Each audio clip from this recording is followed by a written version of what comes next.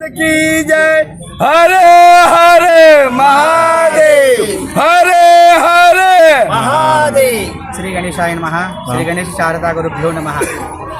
आज आपल्या भारतवर्षामध्ये 4 वेद 6 शास्त्र आणि 18 पुराण यांच्या अंतर्गत जे काही व्रत वैकल्य केली जातात त्या व्रत वैकल्याचं उद्यापन केलं जातं। हे उद्यापन या महाराष्ट्राच्या मराठवाड्याच्या राजधानीमध्ये जे ऐतिहासिक शहर म्हणून ओळखलं जातं छत्रपती संभाजीनगर या ठिकाणी श्री बी पाटील साहेब यांच्या लॉनमध्ये कार्यालयामध्ये सगळ्या बहुसंख्येनं महाराष्ट्रभरामधील वीरशैवलिंगायत समाज बांधव पौरोहित्य मंडळ आणि सोबतच महिला भगिनी मंडळ यांच्या वतीनं सामुदायिक रुद्रपठण 108 कुंडीय यज्ञ आणि सोबतच शिवरात्र सुमार प्रदोष व्रत उद्यापन आणि 26 जानेवारी आजचा जो उपक्रम सुरू आहे तो आहे वधूवर परिचय मेळावा।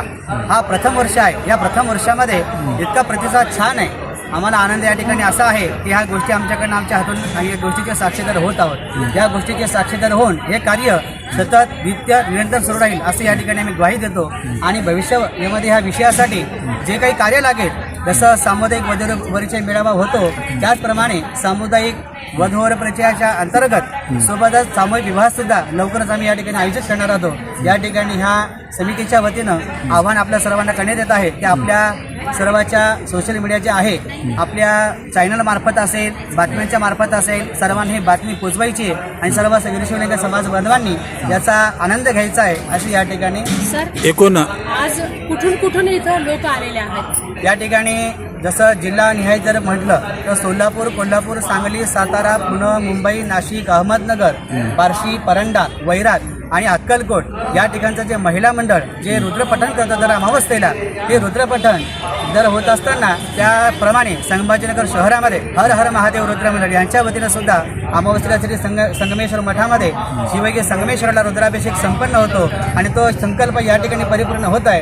85 संकल्प संपन्न झाले आहेत आणि 86 संकल्पामध्ये 1000 महिलांचा संकल्प घेऊन सर्व महिला भगिनीच्या वतीनं त्यांच्या मुखातून रुद्रपठणाचा समारंभ या ठिकाणी संपन्न होणार आहे। एकूण किती वधूवर यांनी नोंदणी केलेली आहे? कार्यक्रमासाठी प्रथम हा पहिला वर्ष आहे। या वर्षामध्ये संख्येच्या वर या ठिकाणी वधूवरांची नोंदणी झालेली आहे आणि समाज वीरशैवलिंगायत समाज हा सर्व पोटजातीय पोटशाखीय जसं धर्मामध्ये पंथ मानले जातात आणि पंथांच्या अंतर्गत जे काही आपण विषय मान्य करतो तो मान्य म्हणजे पोटशाखा। जसं संप्रदायामध्ये कुंभार, सांभार, तेली, माळी, कोळी ज्याप्रमाणे संप्रदायामध्ये काही गट असतात त्या गटांना एकत्र करण्यासाठी ज्या जगज्योती महात्मा वैशिष्ट्य आणि 12व्या शतकामध्ये जे एक सूत्रपद्धत अवलंबिली त्या अवलंबीला धरून या ठिकाणी वीरशैवलिंगायत समाज बांधव आपापसामध्ये हा सोहळा संपन्न करतील आणि वधूवरांच्या बऱ्याचपैकी नोंदी झाल्यात। त्या ठिकाणी भविष्यामध्ये याची वाढ होईल आणि या ठिकाणी ह्या विषयाची वाढ झाल्या कारणानं पुढचा जो भविष्याचा उपक्रम आहे समाज बांधिलकीचा राहील या ठिकाणी असं आम्हाला भरपूर आनंद होत आहे।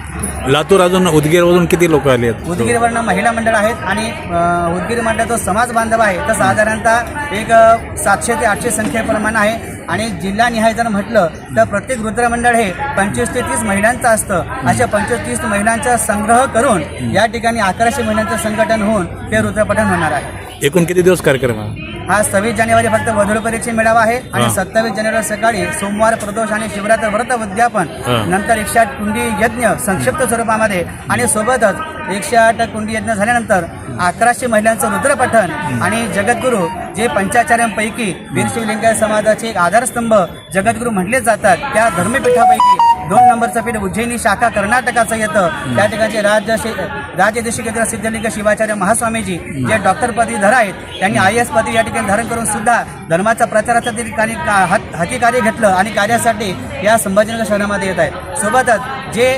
काशीपीठाचं ज्ञानपीठ म्हणलं जातं त्याचे उत्तराधिकारी नूतन मठाधिपती जगद्गुरू डॉक्टर मल्लिकार्जुन विश्वराध्य शिवाचार्य महास्वामीजी यांचं सुद्धा या समारंभाच्या निमित्तानं आशीर्वचन दर्शन सोहळा ठेवण्यात आलेला आहे। सर्व समाज बांधव याचा उपभोग घेत आहे। काय नाव तुमचं? माझं नाव शिवास्वामी कीर्तनकार, छत्रपती संभाजीनगर, संगमेश्वर मठ, गुलमांडी, फकीरवाडी, संभाजीनगर। ठीक.